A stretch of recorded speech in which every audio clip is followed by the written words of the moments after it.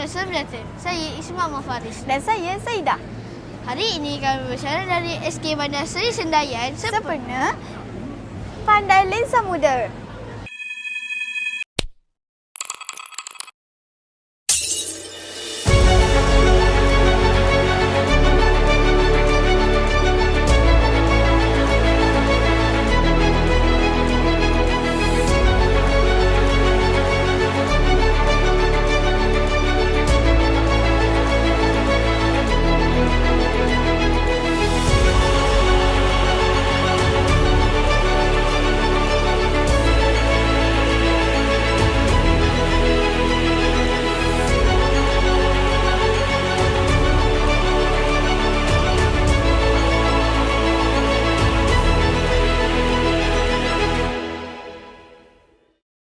Berbagai aktiviti menarik seperti bengkel pandai bersama Bro Safwan.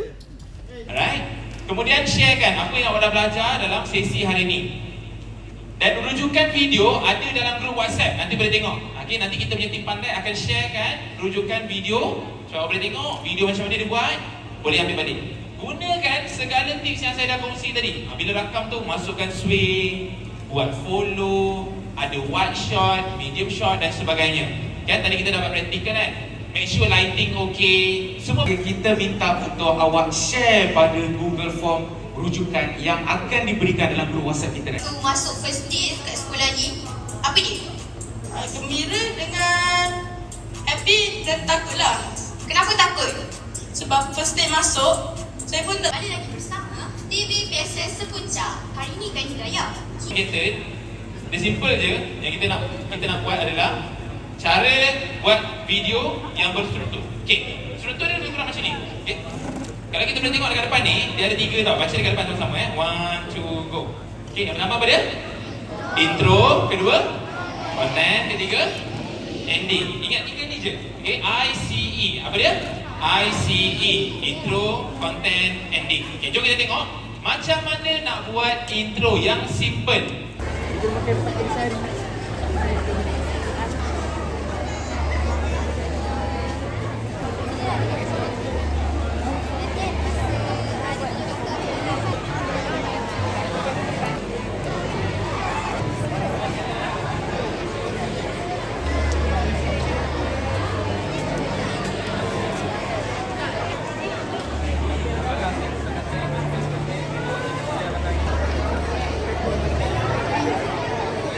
Majlis penyampaian hadiah pertandingan pemberkasaan bacaan murid peringkat negeri 9 tahun 2026.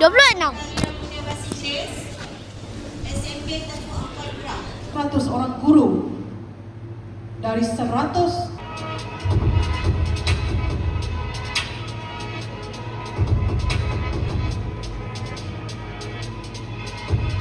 Assalamualaikum warahmatullahi wabarakatuh.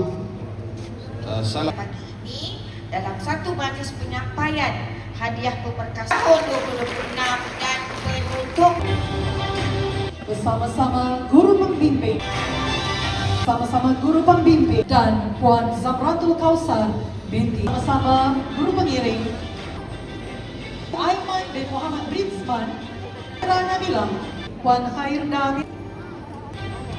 Channel sekali ini. Jumpa lagi. Bye-bye.